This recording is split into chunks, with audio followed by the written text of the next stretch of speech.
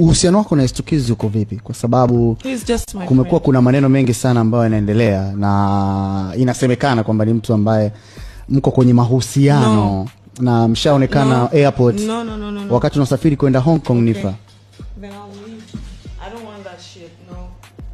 Nifa, tuendelee na interview. Yeah, tuendelee na interview. Take it easy. Relax. No, I don't want that. Relax. No. Relax. You know, kuna vitu ambavyo vinakuaga vinatokea.